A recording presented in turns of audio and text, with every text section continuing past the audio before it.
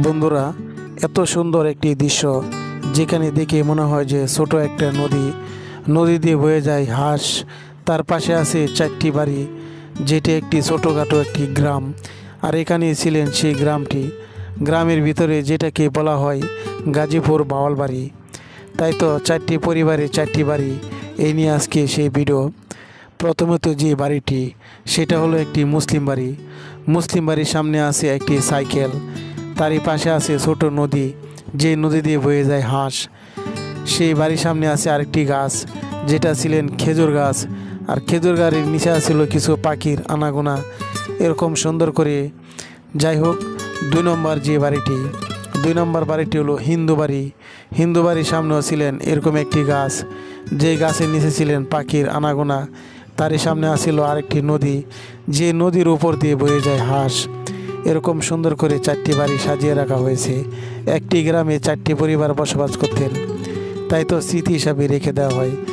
যাই হোক, 3 নম্বর যে বাড়িটি, 3 নম্বর বাড়িটি ছিলেন সেটা হলো বুদ্ধ বাড়ি, যেটা আমাদের বাংলাদেশে 4টি ধর্মী মোটামুটি ভালো পরিচিত। তা বুদ্ধ বাড়ির সামনেও ছিলেন এরকম সৌন্দর্য একটি সাইকেল। তারই পাশে আসছিলেন আরেকটি গাছ, যে গাছটি দেখে মনে হয় নারকেল গাছ। যাই হোক, 4 নম্বর যে বাড়িটি, 4 নম্বর বাড়িটি হলো খ্রিস্টান বাড়ি। খ্রিস্টান বাড়ির সামনে আসছিল একটি সাইকেল, তারই পাশে আসছিল আরেকটি গাছ, যে গাছটি দেখে আমি চিনতে পারি নাই, তাই নামও বলতে পারি নাই।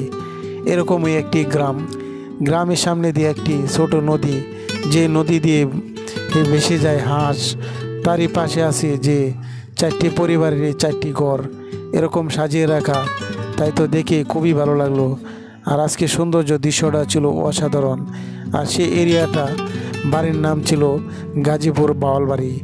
যেহেতু গাজীপুর বাওয়ালবাড়ি বিশাল বড় পরিচিত, তাই তো সেই আহসান মুনি ঠিক এভাবে সাজিয়ে রাখা হয়েছে। যাই হোক বন্ধুরা, যেহেতু এত ছোট একটি নদীর শেষ সীমানা কোথায় সেটা দেখার জন্য আরেকটু সামনে যেতে হবে আমাকে। এটাকে বলা হয় নদ নদী। যে নদ নদীর পাড়ে দাঁড়িয়ে আছেন বেহালা, যে বেহালার হাতে লক্ষিন্দরের লাশ। যেহেতু এখানে আছে মনসামঙ্গলের সামনে সেই বেহালা লক্ষিন্দরের লাশ নিয়ে দাঁড়িয়ে আছেন। সম্ভবত লক্ষিন্দরকে সাপে কেটেছে, তাই তো এখানে নিয়ে আসেন। তো যাই হোক, পাশে আছেন যেটাকে বলা হয় চাঁদ কুমির। নদ নদীর যে চাঁদ কুমির, সেটার পিছনে কেউ সেই কুমিরকে ডাকছেন। এরকম সুন্দর করে দৃশ্যটি সাজিয়ে রাখা হয়েছে। আর এই নদ নদীরাও যেন ছিলেন অসাধারণ। তাই তো ইতিহাস হিসাবে ঠিক সাজিয়ে রাখা হয় সেই বাংলার পিরামিড, যেটা হলো নারায়ণগঞ্জ সোনারগাঁও বাংলার পিরামিড। বাংলা পিরামিডের ভিতরে এত সুন্দর সুন্দর দৃশ্য দেখে খুবই ভালো লাগে। আপনারা যদি ভালো লাগে তো অবশ্যই এসে দেখতে পারেন, যেটা হলো নারায়ণগঞ্জ সোনারগাঁও বাংলার পিরামিড। যাই হোক বন্ধুরা, এখানে বহুত ঐতিহাসিক যেগুলো দেখতে খুবই ভালো লাগে, আর প্রতিটা ঐতিহাসিক হিসাবে এখানে লেখা আছে। তো বন্ধুরা, আজকের ভিডিওটা যদি ভালো লাগে তো একটি লাইক করুন। আর যারা চ্যানেলটাকে সাবস্ক্রাইব করেন নাই, সাবস্ক্রাইব করে পাশে থাকুন পরবর্তী আরও কোনো সুন্দর ভিডিও দেখার জন্য। তো আজকের নদ নদী কুমির এগুলা নিয়ে কেমন লাগছে অবশ্যই কমেন্ট করে জানাবেন।